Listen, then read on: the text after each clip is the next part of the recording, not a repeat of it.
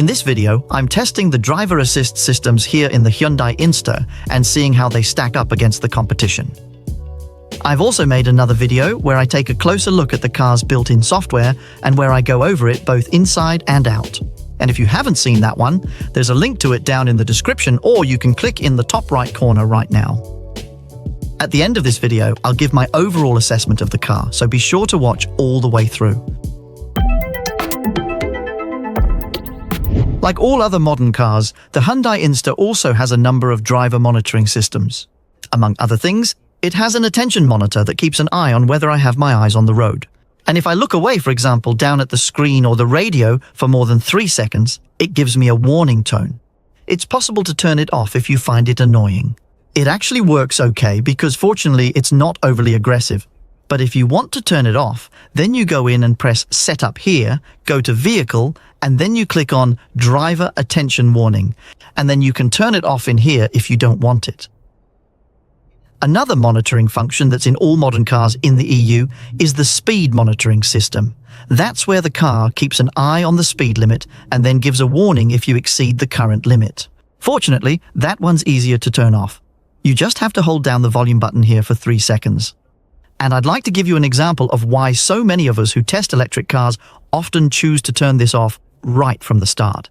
Because the problem with this function is that if the car doesn't know the speed limit, or it assesses the wrong speed limit, which unfortunately happens quite often, well, the function just becomes more annoying than it is helpful, and that's not the point. So let's try getting out on the road.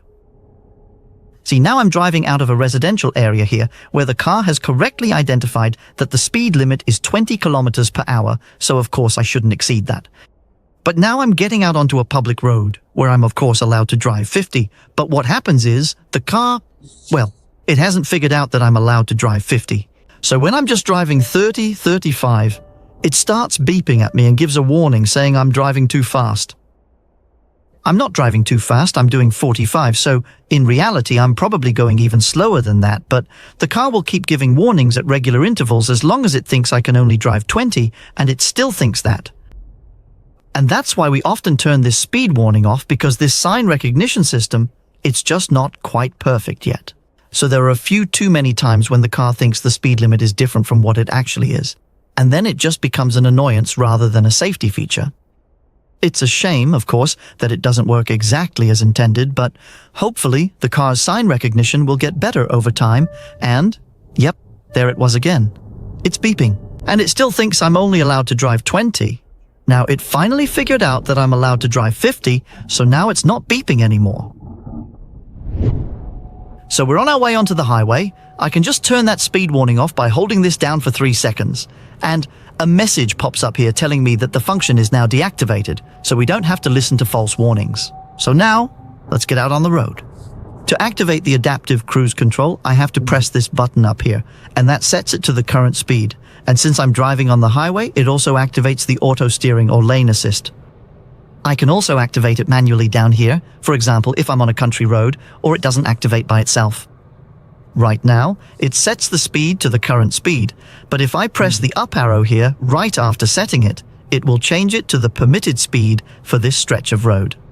Now, I waited a bit too long because I had to explain to you how I activated it, so now I have to manually hold this button in. But I can just try deactivating the function again, and let's try it one more time. I'll activate it here, and a small upward arrow should appear down here on the display, and then I press the up arrow here and it sets the speed to the current speed limit. Unfortunately, this only works when you're driving 70 kilometers per hour or more. If you're driving below that, it won't change the speed by itself. That also means that if you're driving in an 80 kilometer per hour zone, for example, and the speed drops to 60, well, it won't automatically lower it to 60. It only changes the speed when you're up at those higher speeds. That's a bit annoying, of course. We'll have to test that on a country road a little later. But now it's activated, and I've set it to 110, and I can see, because it's lit up green up here, that it will automatically change the speed limit if it changes on the road. If I want to change the distance to the car in front, I do that with this button down here, and I can have a distance of 4, 3, 2, or 1, meaning 4, 3, 2, or 1 car lengths distance to the car in front. If I want to change the speed up or down, well, that's done like in so many other cars with this little stalk up here. And in the Inster, a short press means I change it by 1 kilometer per hour, and if I hold it in, it makes jumps of 10 kilometers per hour, so I can quickly change the speed up and down. But maybe you also noticed something, that when I changed from 110 to 111, the number down there turned white. And that means that if I manually change the speed to something that isn't the speed limit for the road, I unfortunately also turn off this automatic speed change feature. So you have to be aware of that if you like to set the speed to, say, 113, because that makes the car actually drive 110, well, it won't lower the speed again if it sees a sign for, say, 80 or 90 kilometers per hour, because you've turned off the automatic speed change. It only works when the number is green. You can see now it's turned on again, and now it works. Another thing you might have seen while I'm sitting here steering is that it often comes up and says, I need to have my hands on the wheel, even though I actually do have my hands on the wheel. And that's because the Hyundai Inster doesn't have a touch-sensitive steering wheel. It uses this resistance in the steering wheel, this little motor that turns the wheel, to feel if I'm providing resistance here with my hand. And I've tried this in other cars where it works really well. For example, in the Xpeng G6, I actually thought it had a touch-sensitive wheel because it worked so fantastically well that no matter what I did, as long as I had my hand here, well, it didn't complain. But here you can see, even though I have my hand on the wheel, it comes up and says, keep your hands on the wheel, and I actually have to provide a certain amount of resistance, even though it's steering here. If I hold it lightly, it still needs a bit of resistance. It's like it's not calibrated as finely as some of the other systems, and that's actually quite annoying. I've often experienced the car starting to beep at me because I haven't noticed that it can't actually see my hand is on the wheel because my eyes are on the road. See, it's doing it again. Keep your hands on the wheel. But as you can see, I already have my hand on the wheel. I can even put both hands there like this. If I just hold it lightly, well, you can see, even as it's turning here, if I don't provide a little resistance, it doesn't think I have my hands on the wheel. That's simply not good enough in 2025, in my opinion. When you choose the slightly cheaper solution without a touch sensor, you have to get it calibrated properly. Otherwise, just put in a touch sensor. The Renault 5, which costs about the same as this car at the same trim level, it does have a touch sensor in the steering wheel.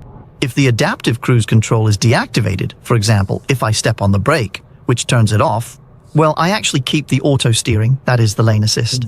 You can see that from this green line here and the green steering wheel icon. I don't think I've actually experienced that in other cars. Normally, it turns off all the assistance systems if I step on the brake, but here I can use the manual pedal and still have the car steer for me. It's actually a rather funny implementation if you ask me. If I want to return to the last set speed, I can press this stalk in over here, and it will set it back to the previously set speed. And of course, it also keeps the auto steering, because that was never turned off at all.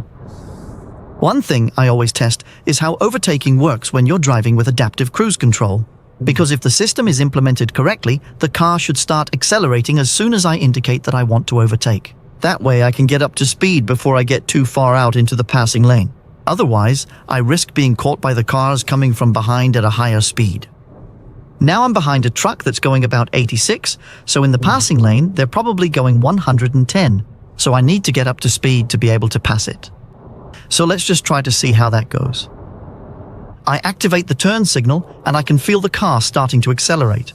You can also see it down here on the speed. Now it just slowed down a bit again. It let off the accelerator because I might have gotten a little too close to the truck, the 2 car lengths I have set. So if I'm not quick to pull out completely, well, it lets go of the accelerator a bit. I don't think that's quite optimal. It should really continue to accelerate. It doesn't need to be so cautious because there was actually a good distance to the truck and I was already a good way out in the passing lane. But one thing is overtaking, where the car has to speed up quickly. Another is if I'm in the passing lane but suddenly have to pull in behind a slower moving vehicle in the inner lane. How does the adaptive cruise control handle that? Let's try and see. There's a truck coming up here that's going a bit slower than the 110 I'm allowed to drive here in the passing lane. So when I get a little closer, I'll just pull in behind it.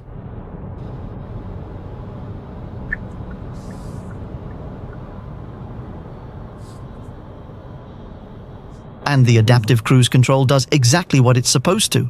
It brakes well, keeps a good distance, no issues with warnings and collision risk, etc. No, it brakes just like I would have done, even though I was relatively close when pulling in, so it's approved. Because the car here has the parking package, it also has blind spot assist, and it is shown both in the side mirror as a small red rectangle out there, and also down in the display down here in front. I think it's actually really great because that means there are two places where you have the opportunity to be alerted if there is a car in the blind spot. I also usually test how quickly the car is able to register the lane. That is, how quickly it is able to find the lines and reactivate the auto steering if, for example, I have changed lanes. So let's try that too. What I do is that I activate the turn signal. That turns off the auto steering. And when I have entered the new lane and am in the middle, I turn the turn signal off again. And there it found the lane. It took about a second. Typically, I have experienced with these systems that if you instead do what is called a comfort blink, meaning you don't do it like I just did, that is manually turning it on and off, which forces the car to not look for the lane until I decide, then it is usually faster at registering the lines. I actually think that things tend to go pretty quickly here in the Hyundai. We can try pulling into the inner lane again by making a comfort blink like this, and then see how it works. Now I'm in the lane, and it has already found the lines. So you can see that if you do it this way, it actually works as intended, and it is quite quick to find the lane again. Let's give it an extra chance in the overtaking lane. Just for fun, I'm in the lane, and it has detected the car in front, and it has detected the lines. So it works really well, and as intended. One thing I also always test is narrow and wide lanes. That is, how good the car's driving assistant is at keeping it centered in the lane if it is narrower or wider than normal. Narrow lanes are typically experienced in connection with roadworks, where one or more of the lanes can be down to only 2 meters wide. And not all assistants can handle it. Often they have difficulty seeing the stripes if they are too close to each other. For example, the Renault 5, which I have mentioned a few times, well, it can't handle very narrow lanes, so it will be interesting to see if the Inster here can do better. As for wide lanes, well, most modern electric cars can handle that. They are typically seen in Denmark at motorway on-ramps, where, for a short stretch, the lane markings are further apart than usual. But my very first electric car, a Fiat 500e, couldn't figure it out. That's why I always test it, just to be on the safe side. It could be that someone had fallen asleep during class. So let's just get started with that. Here we come to a motorway entrance, where the lines become wider shortly. The auto steering is active. You can see that there is the green line in front of the car. Now I'll see what happens. And yes, as expected, the Inster handles it just fine. As I said, all cars since my Fiat 500e have not failed this test, but it's always good to check again. And then there's a stretch where the outer lane is narrower than normal. So now it'll be exciting to see if Inster will steer for me. I pull straight into the outer lane, so we're ready, and the car steers before we enter the narrow lane. The car has automatically reduced the speed to the 80 kilometers per hour allowed here. And now we're reaching the part where the lane gets narrower than normal. It's happening now, and yes, it stopped steering. The Inster simply can't see the lanes when they're as narrow as this, about 2 meters, and that means, of course, that it can't steer for you either. That's a bit of a shame. Quite a few newer cars can actually do that. There are also still some that can't. For example, the Renault 5, which I've compared it to a few times. It can't do this either, and that's a bit of a shame. But many cars can, but not the Inster. So I'm out on a country road now, and here we'll test both how the auto steering handles more varied terrain, where it might not see the lines the whole time, and also how the automatic speed adjustment works. As you can see, going up the hill here, well, the auto steering works fine. The green line in the middle shows that it can still see the lane and that it's steering for me. Now we're coming down to a sign where the 60-kilometer zone ends. You can see that my speed down here is white, so it's not supposed to adjust the speed itself, but a small arrow should appear. And there it is. And if I press up on this before too long, it sets the speed to 80 kilometers per hour. And now it has turned green. And that means it automatically adjusts the speed. But it doesn't do that if the speed is reduced again below these 70 kilometers per hour. Now I can see a sign coming up here for roadwork and a 50-kilometer zone. So let's just see if the car registers that. Yes, it did, but as you can see, it doesn't change the speed. It just shows an arrow, so I have to manually press down, and now I'm actually a bit too slow, so that didn't work. Now I can set it back up to 80. Oh, I was quick enough there, so I set it. But if you wait more than a couple of seconds, that arrow disappears and then you can't adjust the speed automatically with just a press. So it doesn't work as well as the systems that handle it for you automatically. Here comes a city limit sign. Let's see what it does with that. It did see that, and now I'm pressing, and it also lowered the speed. But I have to be a bit quick, and I have to make sure to react to it myself. And what happened here was that the car in front braked, but even though I had the adaptive cruise control on, it apparently didn't think it would brake fast enough on its own. I haven't actually experienced that before, but it wasn't very pleasant. I had to step in myself. Now we're on my test route here, where the speed limit changes from 50 to 60 to 70, and then to 70 ends, which is 80. I already know that for the first few changes I'll have to do it manually, but let's just see so you can see how it works in practice. Now I'm leaving the city zone and a 60-kilometer sign is coming up and I should get a green arrow. I did, and now I press up, and it sets the speed to 60, but as I said, only if I'm quick enough to do it before the arrow disappears. Then we come to the 70-kilometer zone. Let's see what happens when we pass the sign. I get a green arrow and I press up. And now you can see at 70 kilometers per hour, it adjusts the speed itself. So now, where the 70-kilometer zone ends, it should increase the speed to 80 on its own. It did that too, but it's a bit slow. It takes a few seconds from when I pass the sign until it actually changes the speed. I also experienced that in the Kia EV3. It felt like it was a bit laggy. I would have liked it to react a little faster than it does here. And as I said, it only works from 70 kilometers per hour and up. That means that if you are driving 70, 80 or 90 and above, and you then come into a zone where the speed limit is below 70 kilometers per hour, it does not automatically lower it to that. It only does it if you are in the zones from 70 kilometers per hour and up. I simply don't think that is good enough for an EV in 2025. For example, a car in the same price range and size like the Renault 5, well, it can both adjust the speed automatically up and down, it can even adapt it to the course of the road so that it knows the speed limits in advance and makes sure that before you hit the city sign, you're driving 50. And even when you approach a roundabout, well, it also slows down automatically. Insta can't do that at all, it can't do any of those things. I have to manually do it all unless I'm driving on a highway or somewhere where I'm going 70 kilometers per hour or more. And it doesn't know it in advance, so it doesn't take anything into account there. I think you could expect it to be a little better. But okay, in the Kia EV3, which also comes from the same company as Hyundai, well, it's exactly the same. So that's obviously what they consider adequate. Now the 50-kilometer sign came, and I have to remember to press it quickly so we can slow down. But I also get a little into the 50-kilometer zone because it doesn't adapt in advance. Here you can see what happens when you are driving 80 kilometers per hour and the car enters a 70 kilometers per hour zone, meaning both zones are within the range where the car will adjust its speed automatically. We have now passed the sign and the car has registered it, and as expected, it starts to slow down. Now here comes a 60-kilometer zone, which of course is outside the automatically regulated range, and here it just shows me a green arrow on the dash, and I have to be quick to press the button. I also don't get any sound warning that there is a new zone, so I have to keep an eye on it myself. We also need to see what the assistance systems do if I don't respond to warnings to intervene. If I am driving with automatic steering and adaptive cruise control, and perhaps have started to feel unwell, what does the car do if I do not take over the steering when it tells me to? Now, I'll let go of the steering wheel here, and then let's try to see what happens.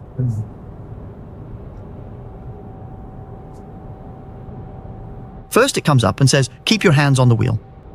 That's what it does quite often because it can't always see that I have my hands on it, but now it's actually correct. But I continue to hold my hands out here, away from the steering wheel, waiting to see how the system will respond. After a moment, the car starts to beep at me, giving off a warning sound to get my attention. At the same time, a red steering wheel appears on the dash, and the system displays a message that says, again, keep your hands on the wheel, reminding me to put my hands back on the steering wheel. Even with these warnings, the car still steers and keeps following the road as usual. The beeping goes on for a relatively long time, longer than I expected, but the car does not disengage or lose control. Instead, it actually seems to stay centered in the lane. Now it says that the lane assist feature is disabled and it makes a loud, noticeable beeping sound, but it doesn't really do anything else. It has this roadside protection system that pushes me back into the lane if I'm about to cross into the oncoming lane. It still beeps, but it doesn't actually do anything anymore to correct the situation. So it doesn't slow down the car, it just keeps going and eventually turns off auto steering and starts bouncing back and forth like a bowling ball between the lines. That's pretty terrible. The better systems, they try, for example, to brake a little, maybe step a little hard on the brake to wake me up and give a little jolt to the car. And then, if I still don't react, well, they reduce the speed off the car and then turn on the hazard lights so that the cars behind can see that something is wrong. And so the car doesn't just keep driving at the set speed. The Inster doesn't do that, so it's not approved either. I have to say again, the Renault 5, it delivers what it's supposed to. It does it the right way. You can try to watch that video if you haven't seen it. Now I'm turning onto a side road here to test how the auto steering handles it with lanes that may not have markings on both sides. And here you can see a little function that the Inster has borrowed from the other Kia and Hyundai models, namely that it shows a little display of the side of the car, using the camera when I activate the turn signal. I think it's actually pretty cool that they've included this feature even in a small cheap car like this. It's actually a very nice little feature to have. But now we've come down here and I'm activating the system, and let's see if it can identify the lane here where there are only markings on one side. It identifies that there's a line over here I can see. I'll just lower the speed to what we're allowed. I have to do that manually, of course. But it doesn't seem like it can figure out that there's a lane here.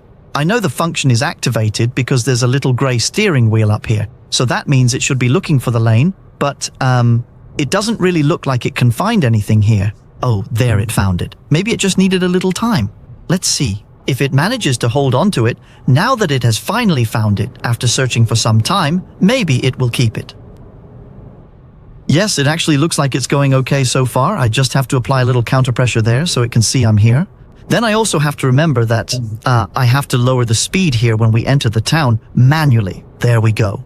So we don't end up speeding, but it's actually steering nicely around here. Ah, there it lost it. So yeah, not quite optimal.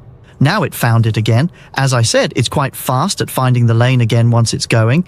And well, here it's actually holding it nicely around the curve, even though there's a grass shoulder on one side. So it's not that bad, actually. Now we're coming up to the last part of my test route for the lane keeping assistant. This little stretch of road that winds quite a lot, but where you're only allowed to drive 40 kilometers per hour. None of these cars promise full self-driving and full auto steering, where it can drive for you everywhere. It's primarily designed for country roads and highways. But this stretch is a very good way to test the assistants and see how good they really are at holding the lane when the road changes a bit more than usual. And there's actually one car, the XPeng G6, that has made it all the way through without me needing to intervene. But that's also the only one. So let's get started. The car has identified the lane and it lost it right here over the bump, so that wasn't so good, so I'll have to see if I can get it to re-engage. There it is. We're only allowed to drive 40, so it's going nice and slow, and that's also why I like this stretch, because it's a bit safer than doing it at a higher speed. It also gives the car a better chance to keep up and see what's happening. I have to tug the steering wheel a little every now and then to tell the car I'm still here, but otherwise, I just keep my hands out here so it can figure out how to steer on its own. As long as it goes like this, it's fine. Let's see if it loses it again here over the bump. Yes, it did, so I have to intervene. But it's found it again. Now we're coming to the turn that most of them fail on. It's uphill. It's a bit hard to see the lines, and the markings aren't very good either. So I'm ready to intervene if there's any oncoming traffic here. Yes, and it's already lost it, so it didn't manage that either. As I said, the only car that has managed this so far is the XPeng G6. Then we come to the last turn, which is a bit sharper than the others, so let's see how it goes here. Yes, it's already lost it, so that didn't go very well. Probably because there's a curb out here and not lines. It simply can't figure that out. So yes, that has to be considered below average. As far as I remember, the only other car that has done worse was actually the Renault 5, which I've compared it to a bit in this video because it's in the same price range. It couldn't see the lines at all, but I later found out that's simply because the auto steering in the Renault 5 can't be activated when you're only driving 40 kilometers per hour. You have to be going 60 kilometers per hour before it will lock onto the lane. It can go below 60, so it can actually drive at 40 or less and still steer for you, but you can't start the auto steering unless you're going at least 60 kilometers per hour. And I can't really do that on this stretch because the maximum speed limit for the entire stretch is 40 kilometers per hour. So that was my week with the Hyundai Inster, a somewhat different mini electric car. In the title of my first video, I called it the electric car's answer to the Berlingo, and I hope I haven't offended any Citroën Berlingo owners, but that was the car I thought of. A car that many people wouldn't want to be seen in, but that many others were happy with at the same time because it was just super practical and spacious. I feel a bit the same way about the Inster. I still think it's ugly, but in many ways it's also practical and very spacious for a car of its size. It can also be had with a range of up to 370 kilometers, which so far has only been surpassed by the Renault 5 when we're talking about small electric cars. All the others are typically around 300 to 320 kilometers, just like the Inster with the small battery, so it's more flexible on that point too. I think the feature where you can move the back seat is brilliant because it gives you incredible space in the back if you can do without a little luggage space, which is super smart and actually makes the back seat usable for more than just small people and children. Now, I've compared the Hyundai Inster to the Renault 5 several times in the videos because they're relatively close in price, even though the cheapest Inster is cheaper than the cheapest Renault. And when it comes to practicality and spaciousness, the Inster actually beats the Renault 5 in my opinion. There is better headroom in the cabin and the possibility of much better space for rear seat passengers.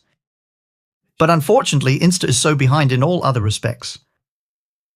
I don't think I'm offending anyone when I say that on the design front, the Renault 5 is a clear winner, but also on software and assistance systems, the Renault is light years ahead.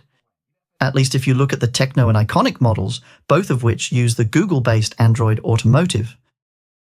And although route planning in the Inster can both show arrival state of charge and calculate charging stops, it is no match for the Google-based system in the Renault 5.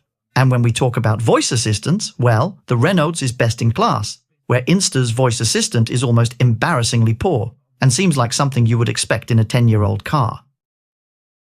The driving assistants in the Inster are average. They work okay, and it's positive that the car can adapt its speed to the speed limits, but it's silly that the automatic adaptation only works at speeds above 70 kilometers per hour.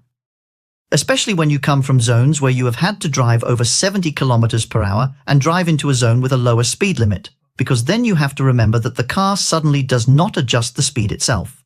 I don't see why there should be that limitation. In the Renault 5, the car automatically adjusts its speed to both the current speed limits and the course of the road even at low speeds.